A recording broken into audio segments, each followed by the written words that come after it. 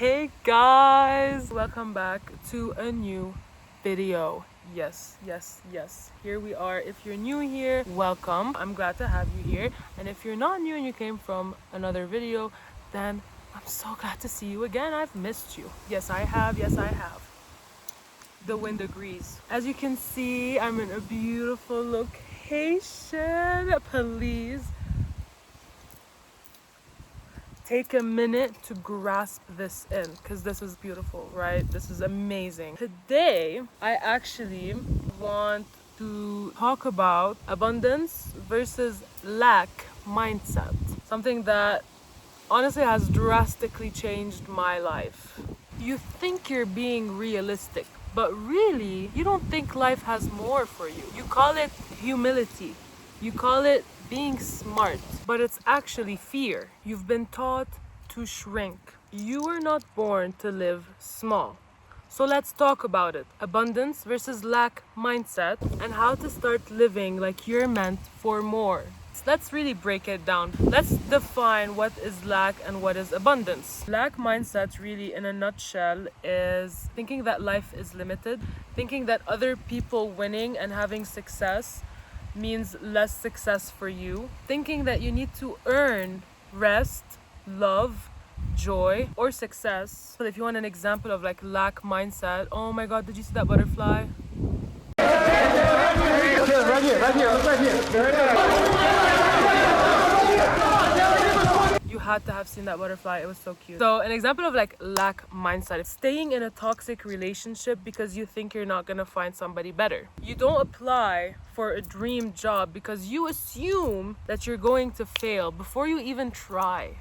And that's basically lack mindset. Living there is scarce and stressful because you're always assuming that there isn't enough, and there's no time, there's no space for you to thrive or grow or share ideas or just be yourself, right? But that leads us into what is the abundance mindset. It's really believing that there is enough love, success, joy, happiness, blessings for you and others around you. It is basically acting from trust, not fear, not scarcity, and it is feeling safe enough to expand, receive, and just enjoy and rest. So for example, instead of worrying about spending money on something that you know is going to help you, you actually invested in yourself because you know you're going to use it and grow from it. Another example of abundance mindset is celebrating your friends' wins or other people's wins because you know yours is also going to come eventually. So to like really summarize what abundance and lack mindset is, if you want to put them in perspective, abundance is like breathing in fully and not being afraid of air running out, whereas lack mindset is more like holding in your breath because you think there isn't enough air for you or around you. Abundance says there's room enough for me at the table, whereas lack says let me stay silent so that nobody notices I'm hungry. So with all that being said, now we've broken down what is abundance, what is lack. Now you have an understanding of where it is, and through that understanding you can kind of see where you are, where you place yourself with your own thoughts, with your own actions and behaviors. Now that we discussed all of that, let's start with where does lack come from? Because everything is a planted seed. Whether it was back then or now, it's all going to grow out and it's going to affect the way you move through life because that is your foundation. But worry not, because we can destroy that foundation and build a new one, a more powerful one that suits who you want to become. And that's why I'm here. So let's keep watching. So where does the lack mindset come from? It comes from your childhood, from trauma, from watching the people you love struggle to survive. An example is if you only received love after you behaved or you succeeded or you did something right, then you believe that love is limited. So you shrink yourself or you overgive in order to receive that love. My hair is crazy, dog. What the fuck that got to do with me? The wind ain't helping, that's the problem, but it's speaking. Speak your truth, wind. Say it loud and clear. I mean, you are. Shamelessly. Another example of like lack mindset is financial stress in your childhood. If your home was filled with money problems, then you absorbed the belief that there just isn't enough. So that leads into you growing up into a person that feels guilty for spending, or you panic when things are going good because you're just wired for survival. Lack is not your fault, okay? Let's get that out there. However, healing it is unfortunately your responsibility. And look, I've had my time to deal with that grief, okay? It was pissing me off that I had to be the one cleaning up this shit. But whatever, right? In the end, I guess everything has a point, hopefully, I guess, you know. If there isn't, then just, you know, keep doing you, live your life, do what you think is right for you in the world, and I guess that's just enough, right? So now that we settled where it comes from and what exactly it is, lack and abundance, we're going to talk about where it shows up in your life. Girl, I'm gonna tie this hair again because this is crazy. The wind has something to say today. That's what I'm learning. Okay, we're not gonna talk about the fact that I look like an egg, alright? And we're also not gonna talk about this.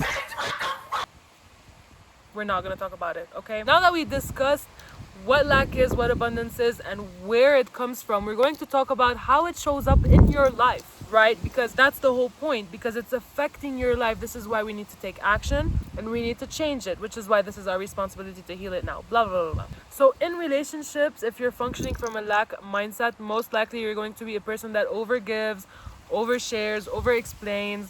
You're going to settle for crumbs from people, and you're going to chase people who are literally giving you the bare minimum or not even that. So where does it show up in careers, for example? You're undercharging, overworking, you're not applying for better opportunities, and you're shrinking yourself around confident people. So if you want an example, like lack mindset will literally have you coaching people in your DMs for free while you can't even go to therapy. Let that sink in. Let that sink in.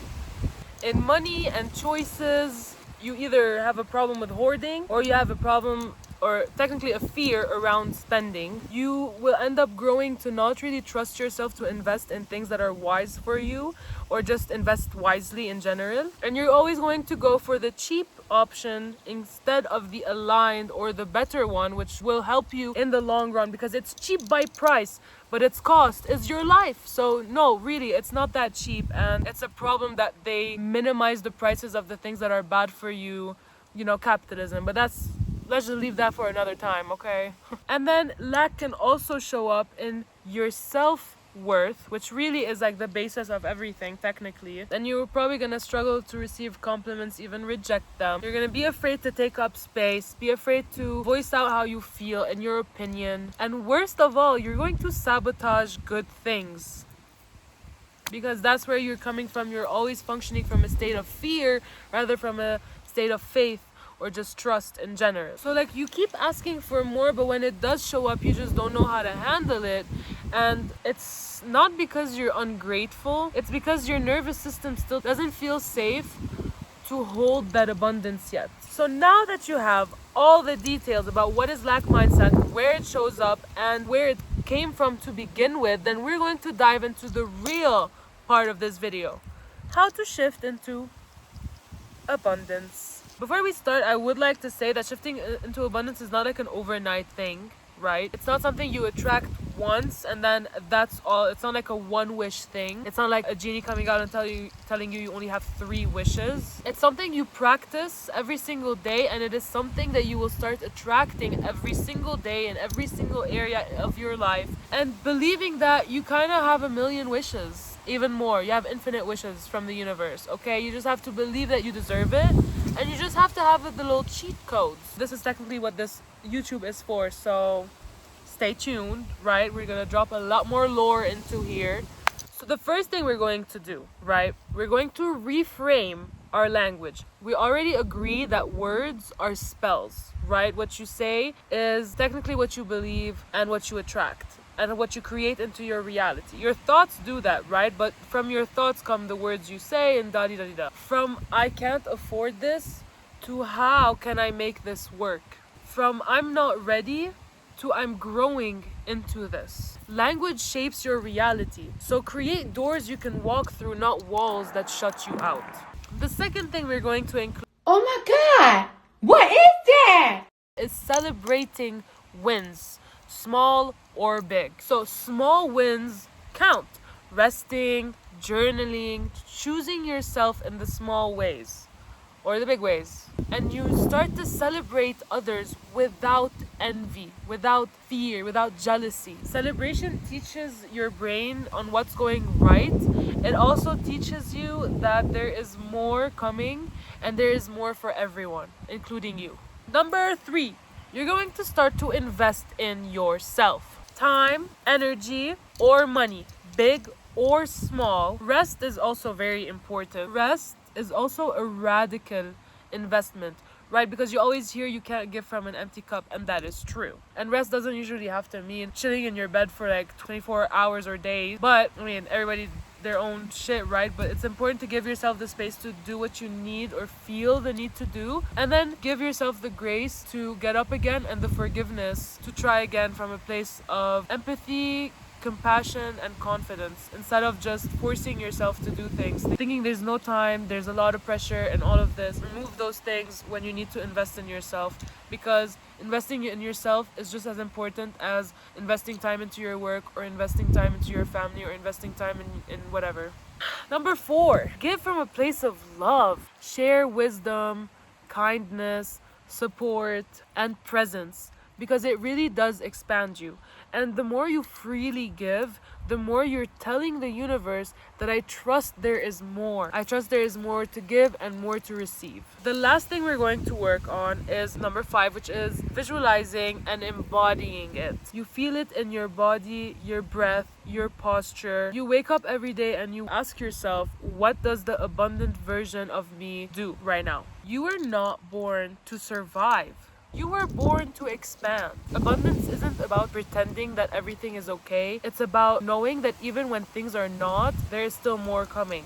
Better things coming, of course. You deserve more, not someday, but right now. So the next time you feel like you're shrinking yourself, ask yourself, am I functioning from a place of fear and lack, or from faith and abundance? If this spoke to your soul or resonated with you in any way, shape, or form, or if you even learned anything from this video, then please hit the like, subscribe. I'm still getting more comfortable saying those things because it's like so funny to me. But yes, please like and subscribe and share it with someone else that you think needs this shift in mindset and this kind of like, in a way, hope that there is better coming. Don't forget to leave a comment below about what's one thing right now that you're choosing from abundance starting today. Let's start the conversation.